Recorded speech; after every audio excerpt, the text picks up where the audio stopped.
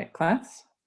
We're going to continue our discussion on chemical kinetics and specifically move towards a discussion of bimolecular reactions, which have an added complexity from the isomerization or monomolecular reactions we've considered thus far, and that we need to worry about not only how a molecule might access some rare fluctuation to enable a reaction to proceed, but also that in a bimolecular reaction, the two species have to find each other to react.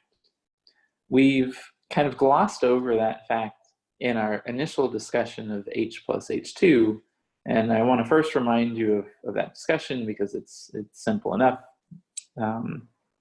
because we've put these atoms all on the line. There really are only two dimensions that they can move in. And so we'll start there, and then we'll proceed with the discussion of how molecules actually find each other in space. Okay, so indeed, last lecture, we were considering this reaction of a hydrogen exchange with an existing H2 molecule on a line. So let's do this. So this reaction is what we were considering on a line, so they move in one dimension. And in that case, nothing changes, the intermolecular interactions or the bonding arrangements don't change if I translate the whole center of mass of this system. That just defines some new coordinate system. But the two dynamically important coordinates are what we call D1, the separation between this incoming hydrogen H prime and the hydrogen that it's going to bond to, and the analogous distance D2, which is the distance between the leaving hydrogen and the hydrogen that is now formed a bond with H prime. So those are the two coordinates we have to think through in order to understand the reaction. And last lecture, we talked a lot about how a full characterization of the dynamics of a system like this requires an understanding of the potential energy surface that those molecules move on. And we actually came up with a reasonable model for what that potential energy surface looks like. If we call U the potential energy as a function of D1 and D2,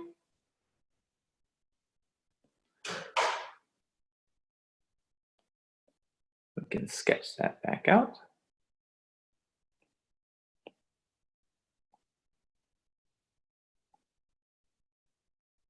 I think we put D2 over around this axis last time.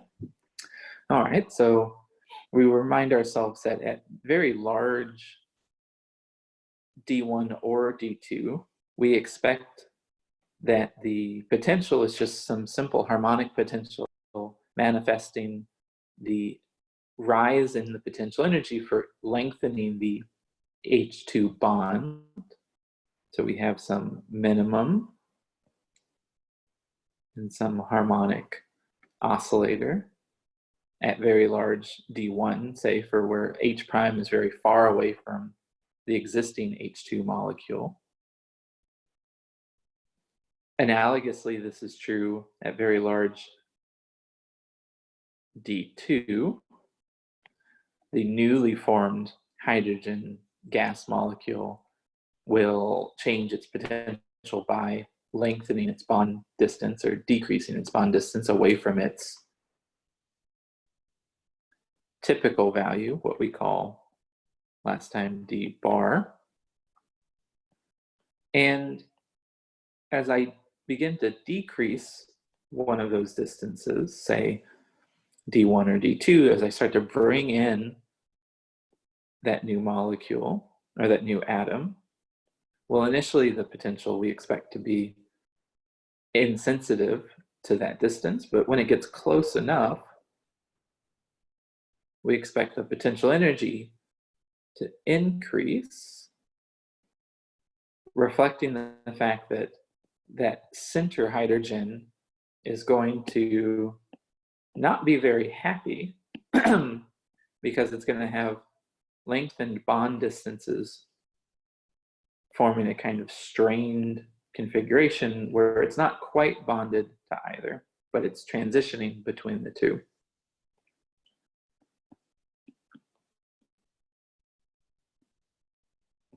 So if we complete this graph, it would look something like so.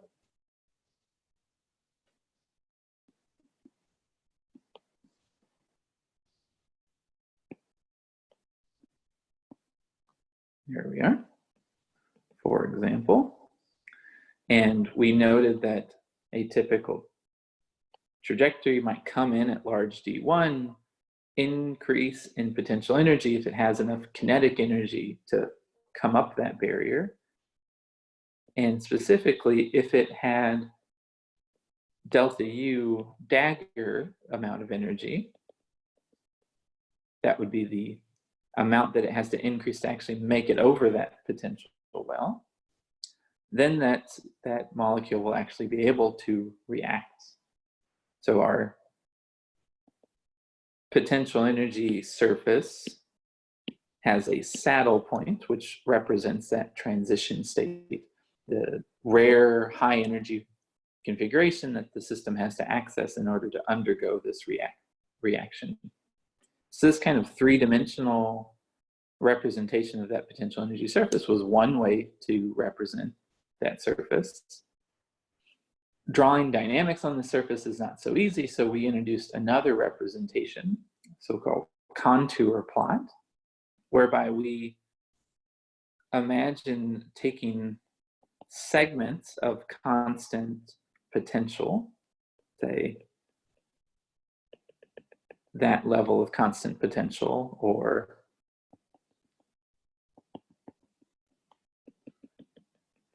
a constant potential with that energy, and then projecting that potential, those contours, those lines of constant potential onto a two-dimensional plot, so-called contour plot. So if we move this over here, so we can draw that contour plot together. It would be so nice if they invented blackboards that I could do this in too. Okay, so we have our two axes, say D1 and D2. There's a plane of symmetry because those two hydrogens are the same. And if I draw those contours, well, I have, say, that contour that I drew initially, and it's analog across that plane of symmetry. I have an increasing potential energy, another step in that contour as I get closer to that saddle point. And finally, I have contours that take me over and through that saddle point. Like so. And now we can imagine, say, bringing in that H prime initially at large D with some initial velocity in both D1 and with some initial velocity of the molecule in D2, such that we can imagine a trajectory, an example of a reactive trajectory that might look like that. Right?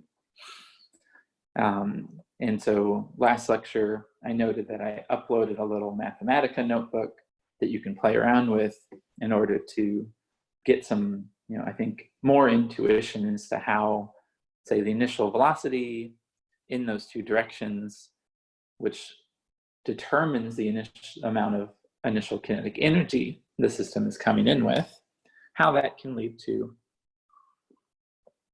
either reactive trajectories or non-reactive trajectories if that kinetic energy is insufficient to have that molecule climb up the barrier.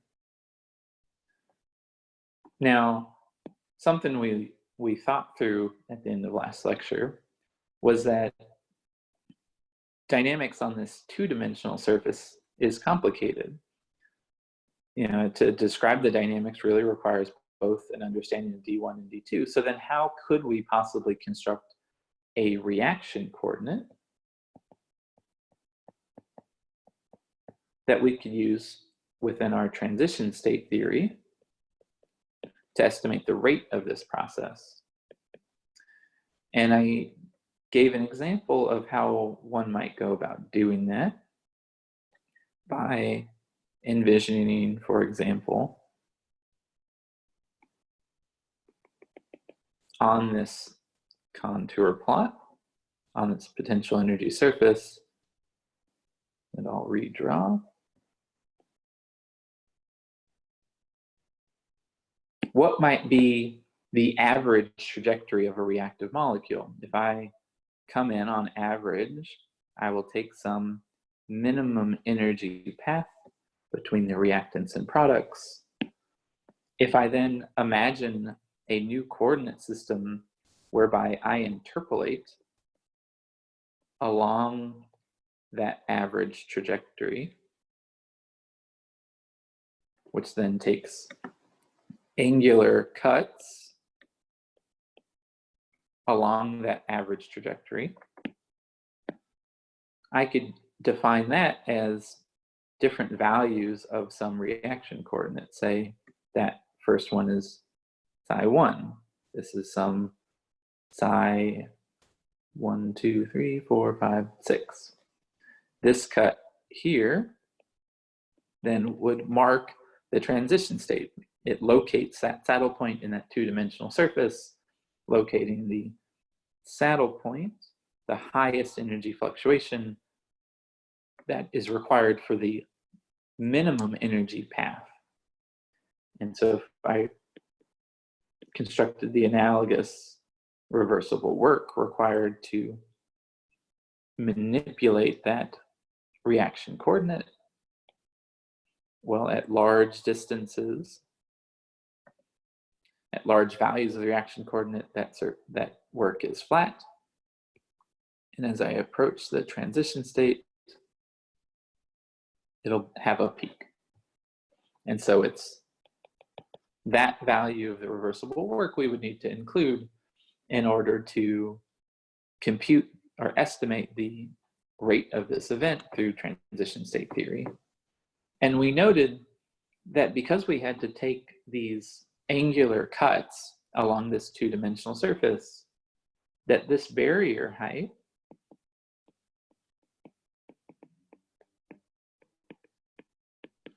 is in fact influenced not only by delta U,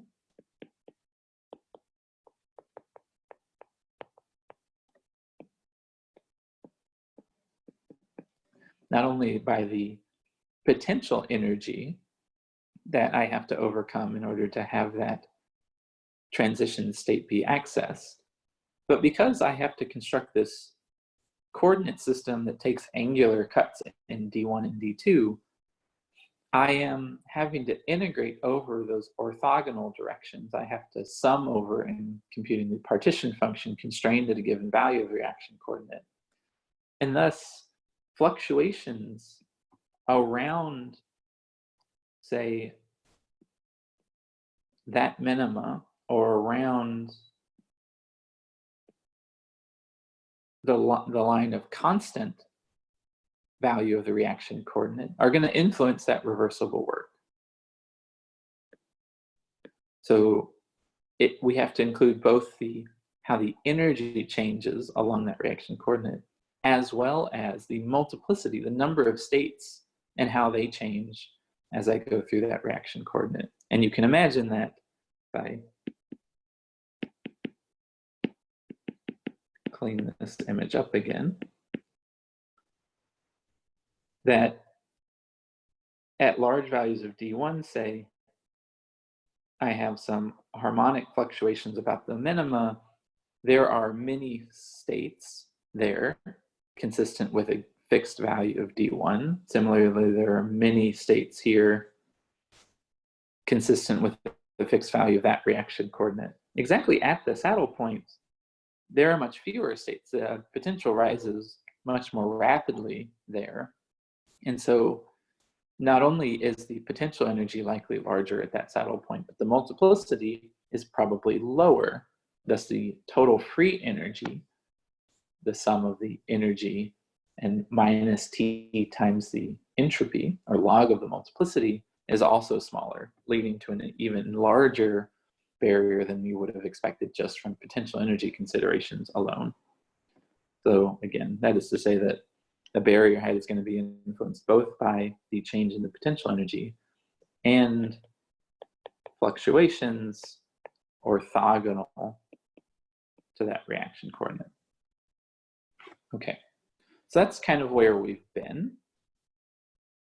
Where I want to go now is to think through bimolecular processes with a little more nuance. To fully appreciate bimolecular reactions,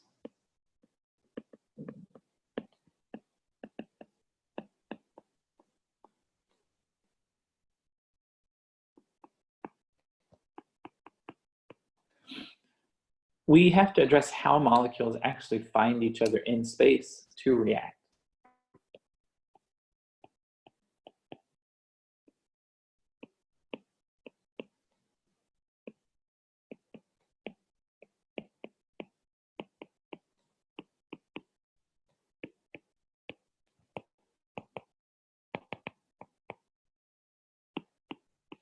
In this H plus H2 example, we constructed that system to live on a line, so molecules have to run into each other if they have constant speed. They can't get around each other. There's no other dimension to move in.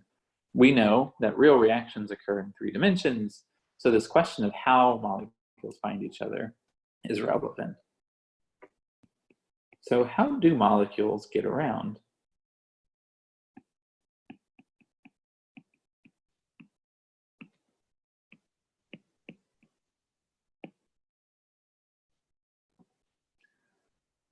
So let's imagine we're back in 120 Latimer and we're staring up at the ceiling trying to think through what the gas in the room is doing. If we tagged a given gas molecule with some diameter d and followed it in time, what are we likely to see? So we know from the very first days of this class that a gas molecule moves at some speed. We also appreciate that that speed is not constant. It is a fluctuating quantity. And why is it a fluctuating quantity? It's a fluctuating quantity because that molecule will undergo collisions.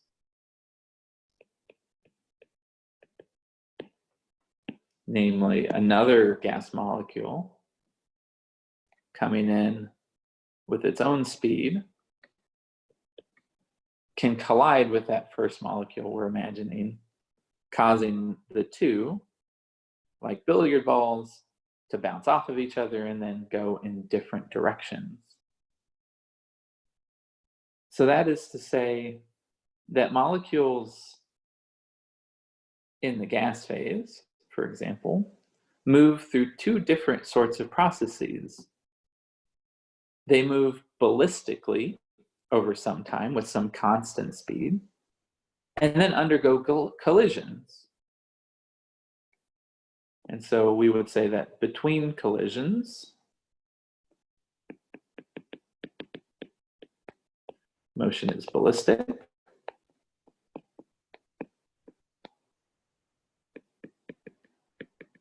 Just a fancy word saying moves at constant speed. There is some rate at which molecules undergo collisions. And so we might want to ask, for example, we want to understand how this molecule moves about the room, how this gas traverses space. The ballistic motion is simple enough to understand. What we really need to then understand is how often do those collisions happen? How long do we have to wait? And subsequently, how far does the molecule move between those collisions?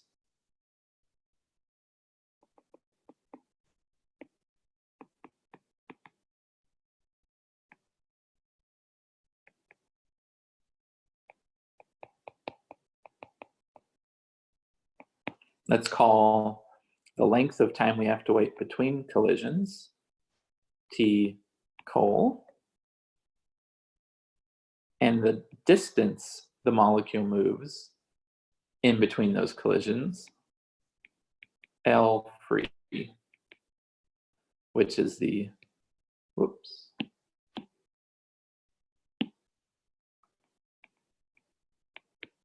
So we'll denote how far they move between collisions, L free, which is known as the mean free path.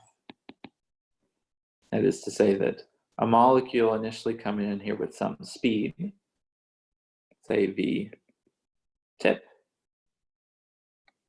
will move a distance L free. By taking that, we can compute that distance by knowing that typical velocity and multiplying the time over which it can move unencumbered by some other molecule coming in and colliding with it. Okay, so let's think through that process. How often can we estimate how often a molecule collides in the gas phase? So let's do this by tracking one molecule and simplifying the calculation by imagining we do so while all the other molecules are held fixed.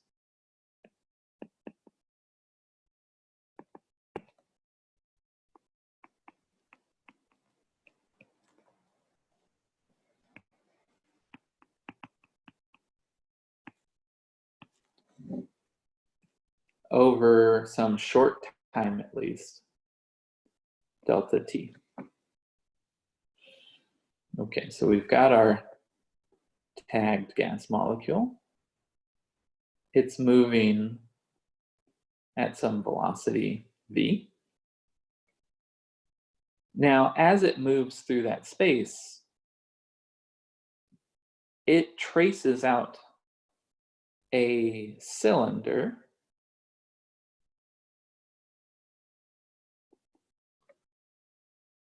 over which molecules within that cylinder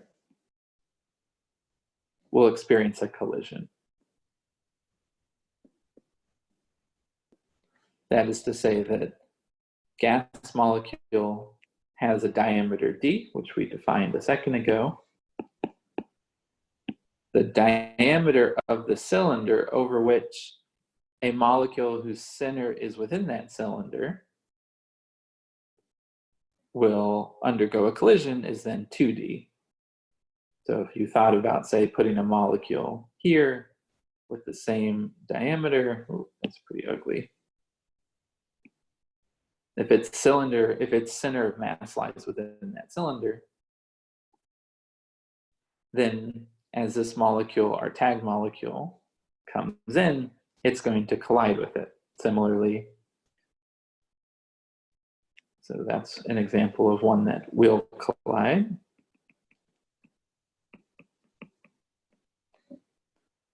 A molecule whose center is outside the cylinder, our tag molecule won't collide with.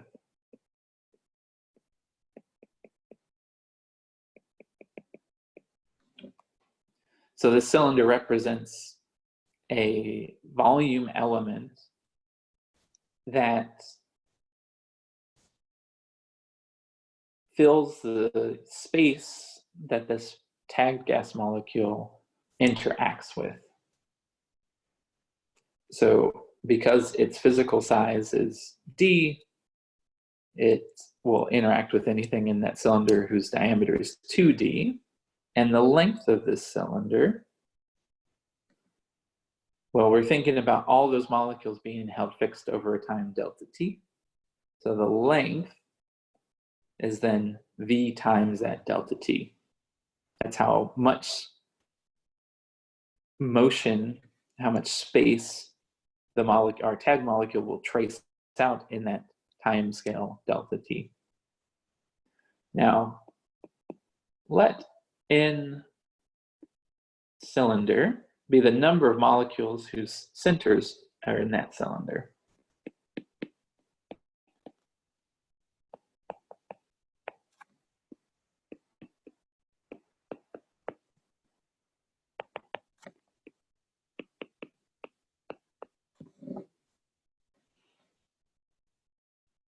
Now, the motion of this tagged particle, this guy here, is going to be ballistic over delta T if there are no other molecules in that cylinder.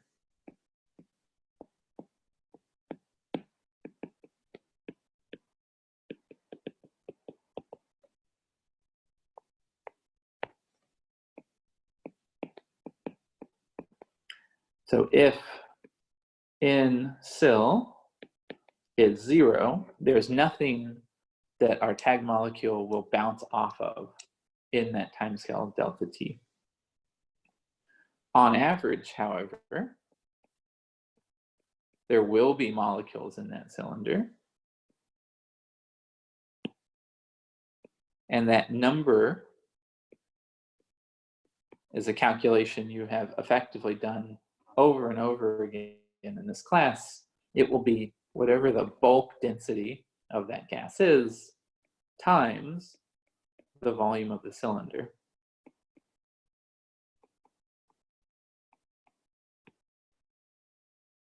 Now the volume of the cylinder, something we know, that's going to be pi d squared. That's the area of the end of the cylinder, and then we need to multiply by its length, which is this V typical now. That's the fluctuating quantity we have to average over, times delta T. That's the average number in the cylinder. It's going to increase if that size of the molecule gets bigger, meaning that it traces out bigger interaction volumes. It's going to increase if the particle moves faster, because if it moves faster, it traces out in the same amount delta T, a longer cylinder. Now, if in cylinder equals 1, a collision is likely. If there is, on average, a molecule in that cylinder, our tagged molecule is going to interact with it. That actually gives us a means of computing the collision time. If I set in cylinder to 1 to the left-hand side of that equation for the average in cylinder to 1, then in the time tau collision, I'm likely to then have had a collision. So if I plug in tau collision as the average time over which I bounce off of another particle, and if there is on average a particle to interact with, then I can just solve for tau collision. And I'll do this by reminding ourselves that we know what a typical velocity is. It's going to be something like kBt over m, which is our mean absolute value of if we take our mean absolute value of the velocity. So then solving for tau collision, we get 1 over rho pi d squared times m over kBt, square root of, by plugging in that typical velocity. So the collision time, the average time between collisions, is going to decrease with increasing density. That makes sense. It's going to decrease with increasing size of the particle. The particle is larger, it's more likely to interact with other molecules. So for small molecules in air,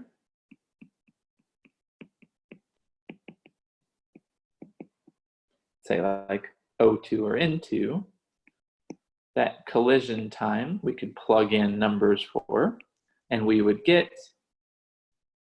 about 1.1 nanoseconds, or about 10 to the minus 10th seconds.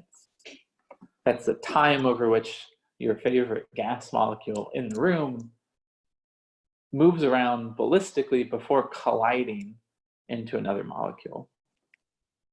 What does that imply for our mean free path?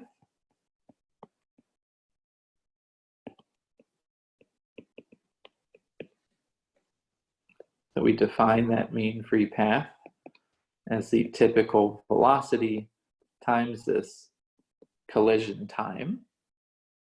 You all know by heart what that typical velocity is. Full few football fields per second, 100 meters per second. If we convert that into molecularly useful quantities, we would find that this equates to about 100 nanometers. So a molecule, remember, a small molecule size is maybe a few angstroms. So it moves 1,000 times its diameter in the gas phase before colliding with another molecule. It traces out a huge distance relative to its size. You know, you are, if you were crunched into a sphere of, say, half of a meter in diameter. So that would be like going, 500 meters before seeing another person. I guess in the age of social distancing, this is maybe unlikely, or this is maybe pretty likely. If you were back on campus in the usual times, going 500 meters before running into somebody would be pretty rare. That's the special state of the gas by which the density is so low that this is true. If we were more like on Berkeley campus, say we were in a liquid,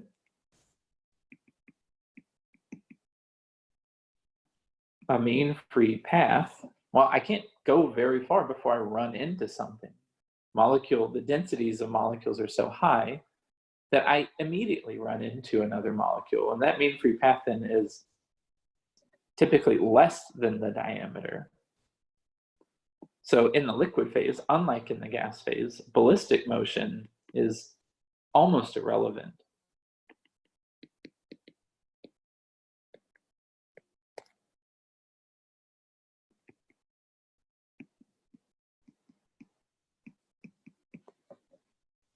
So while in the gas phase, we now have a good working model for motion. We have a collision time.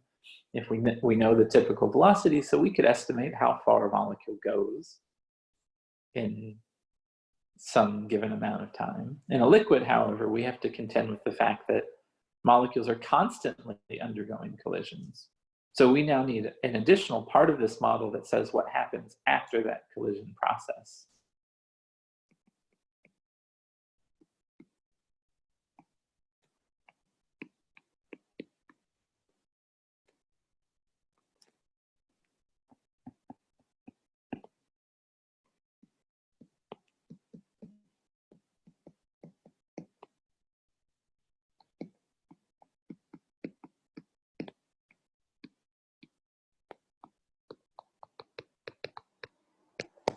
So how can we describe motion after there are many collisions? And that seems really hard. If you wanted to actually plot out the trajectory that a billiard ball takes on a pool table after it collides with lots of other molecules, that seems like a difficult thing to do. But way back in the early part of the 1900s, Einstein worked that out. In fact, he developed a theory that we'll present now. It is a theory for diffusion.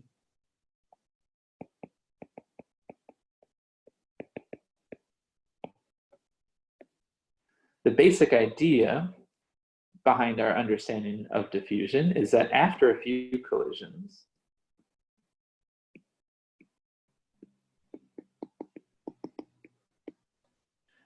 a molecule has essentially no memory of its initial velocity.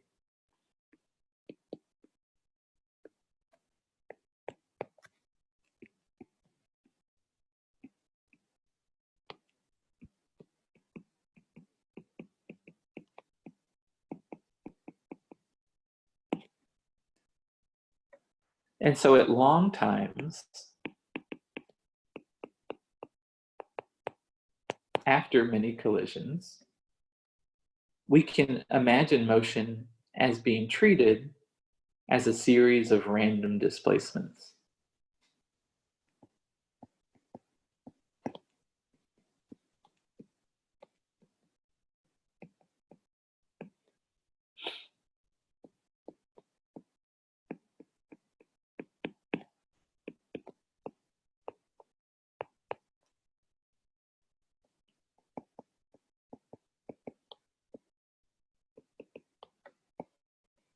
That is to say that indeed the dynamics of a molecule undergoing many, many collisions is so complicated that for all intents and purposes, the resultant motion after many of those collisions is random.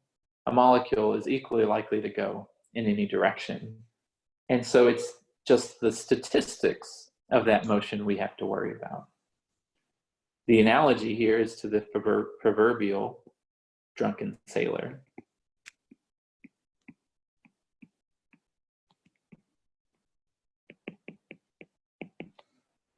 So let's draw our little sailor.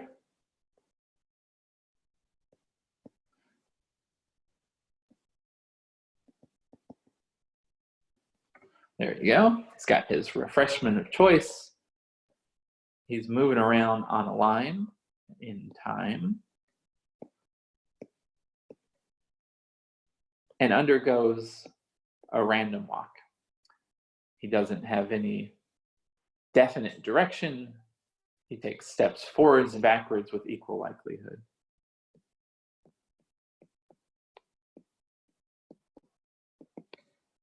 Let's discretize time with some delta t, which is much larger than some collision time. So after many collisions, after some amount of time, a step is taken. Let's define delta xi as the displacement in the ith interval.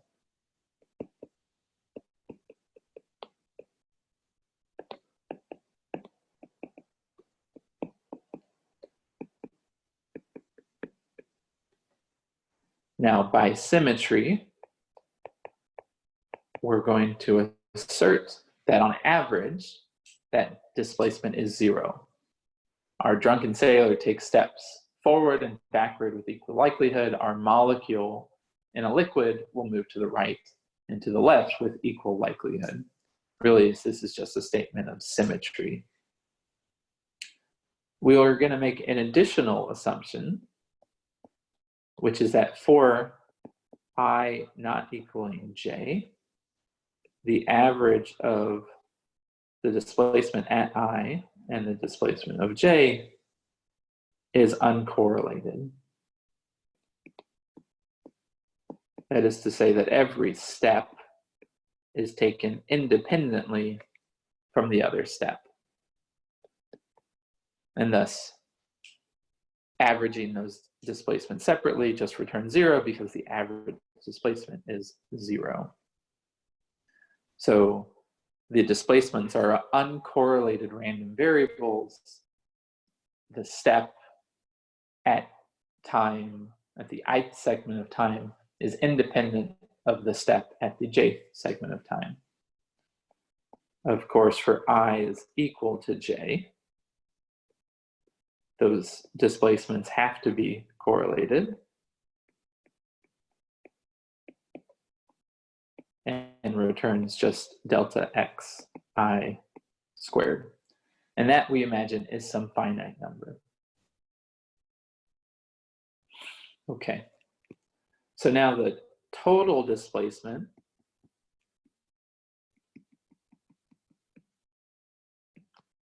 after n intervals, where n counted up in those delta t units reflects our total time, is something we can compute.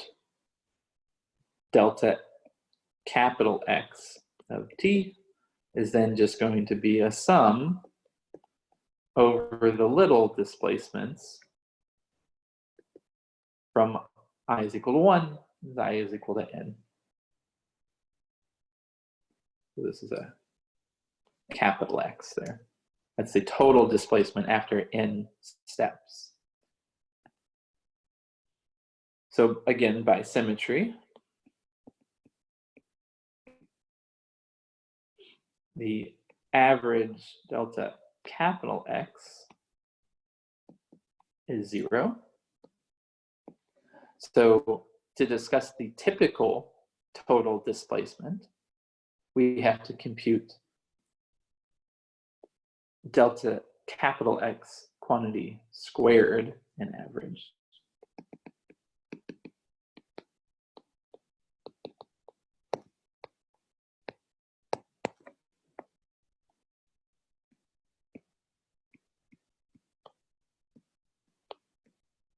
All right, but this is something that, again, we all have lots of exercise doing. We have a definition for delta capital X. Delta capital X squared is then just going to be two sums, I and j, from 1 to n. I could take the average inside and get delta xi, delta xj, which because we've assumed that each step is uncorrelated, this is going to reduce to just n times delta xi squared. There are n terms in that sum. All of the I not equaling j terms vanish. N was, the number of intervals was t over delta t. So if we plug in that, we'll have t times delta xi quantity squared and average over this delta t, our interval time. And we define that typical step size, delta x squared, over that typical time I take a step as twice capital D, where this capital D is the so-called diffusion constant.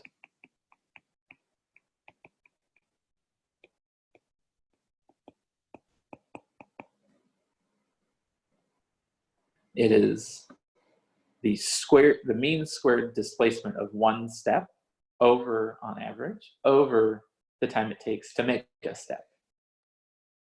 So that was all in one dimension. It's not so difficult to generalize to 3 dimensions.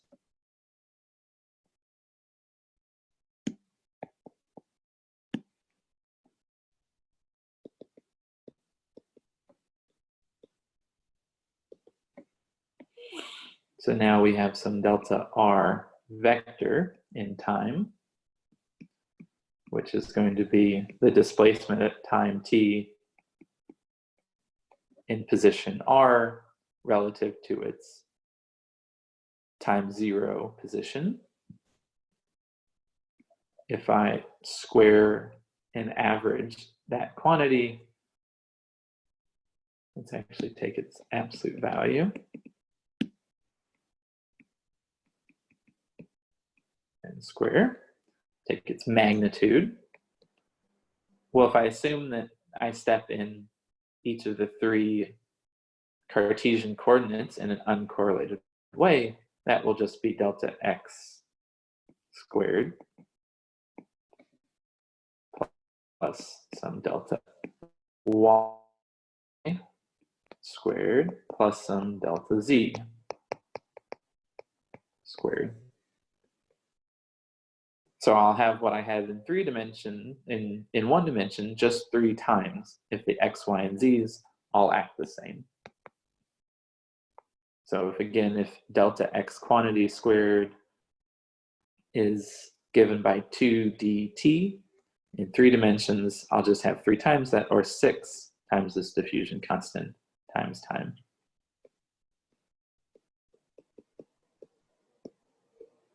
So the mean squared displacement over time is something which grows linearly with time, which means that a typical displacement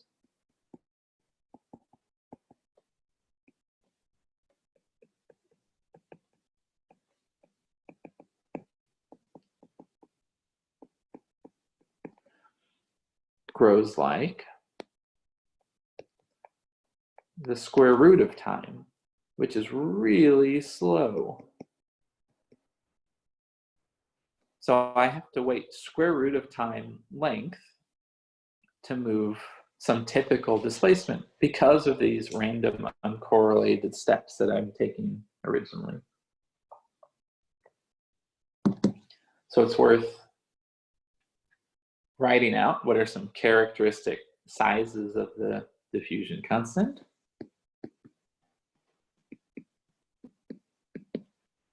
In air,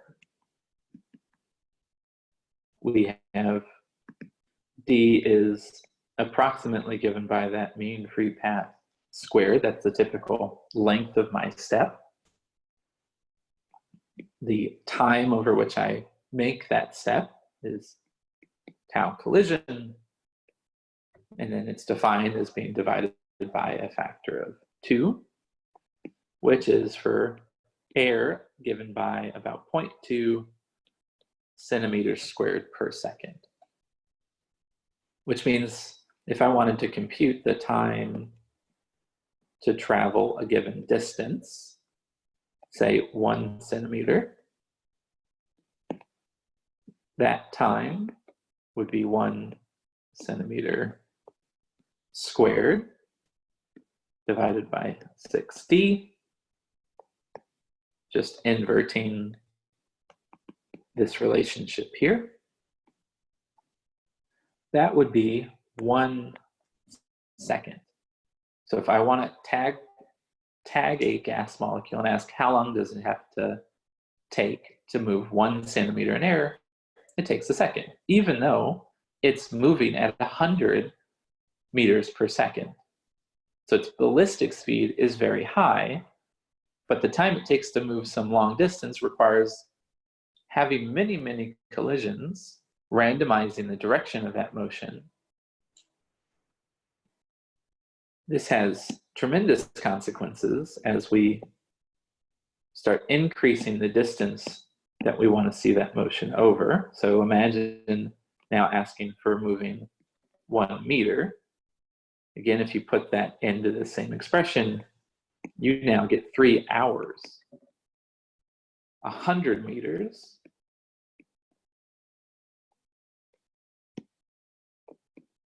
Well, that's order of years. So if left on its own, if just undergoing diffusion, so there are no sources of additional energy that stirs the air up, like us walking about the room, opening and closing doors, pure diffusion, a molecule to move 100 meters takes years rather than seconds because of the collisions, because it can't go very far without hitting another gas molecule. That's all in air. In a liquid,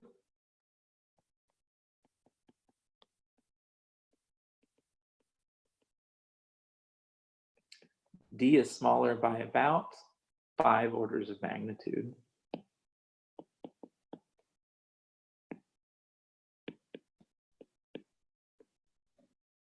So a typical diffusion constant is about 10 to the minus 5 centimeters squared per second. So because there are so many more collisions that affect the rate of translations of a molecule in a liquid is incredibly, incredibly slow. This is precisely why if you're trying to have a bimolecular reaction occur in your little reaction vessel, you don't rely on those molecules to mix themselves. You actively put in energy to move those molecules around. You stir. Not every system has the luxury of having a stir bar embedded in it. We might ask, for example, how long does it take for a small molecule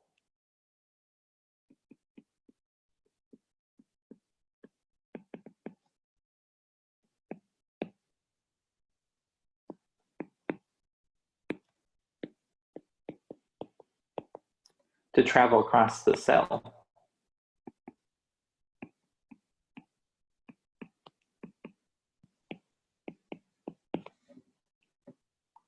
So a typical cell, let's imagine, has a size of, say, 10 microns. Here's our little nucleus, our small molecules. There's lots of stuff in that cell.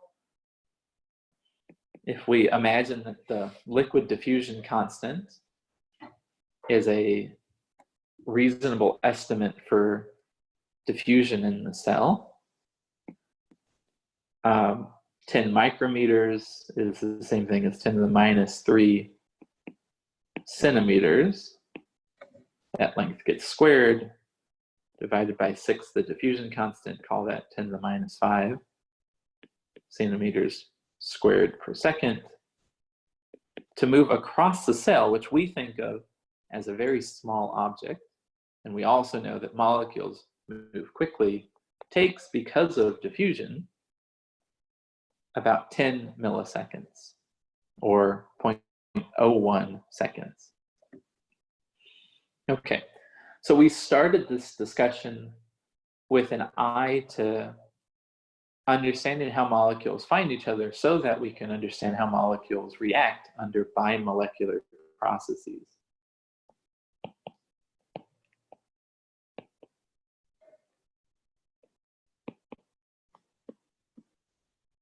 So I want to give you just a little illusion as to where we're going.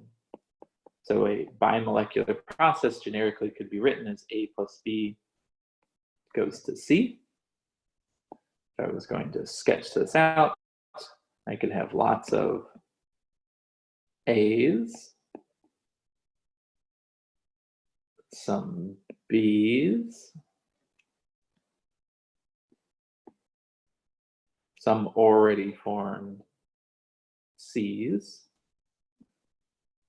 And for a reaction to occur between A and B, I need those two species to be close enough to allow for any bonding that's going to occur. So there is some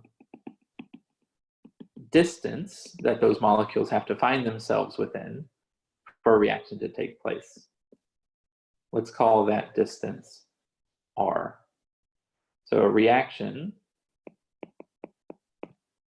can only occur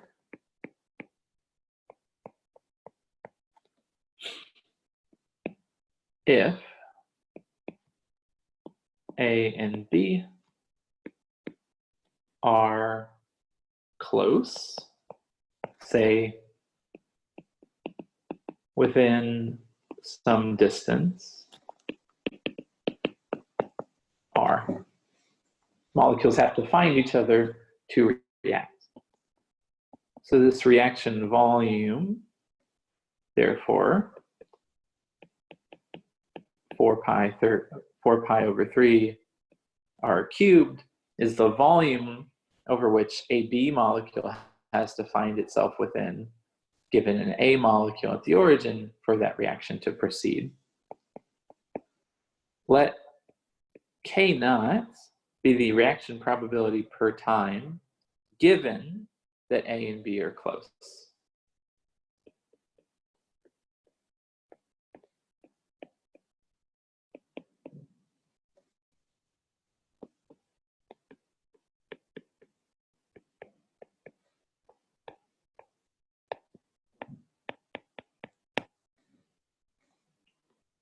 Therefore, the rates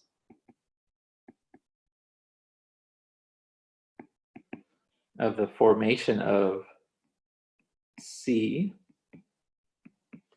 is going to be that K naught times how many A's I have times the probability that B is within the distance R of A.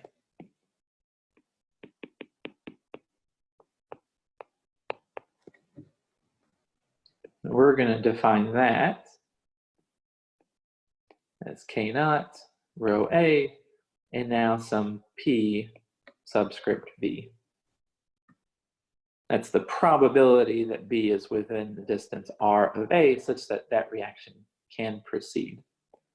Now, what is PV going to depend on?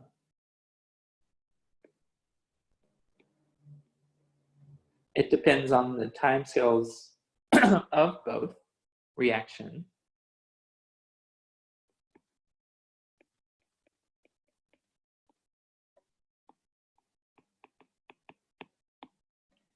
given by this K naught inverse, but also the timescales of diffusion.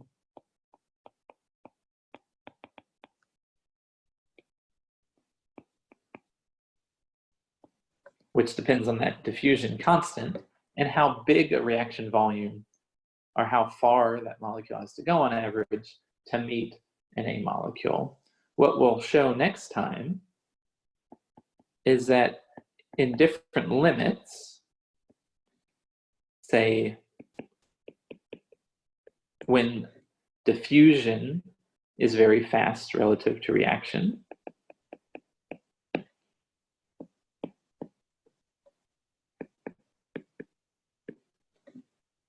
that PV reduces just down to how many B's there are times that reaction volume.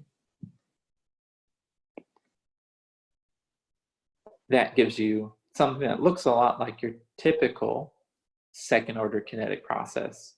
The rate of increase in species C goes as a product of the density or concentration of A, concentration of B, times some effective reaction rates, which is our K naught now times some reaction volume V.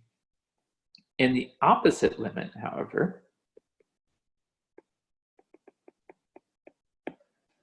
when diffusion is much slower than reaction, when you're not stirring,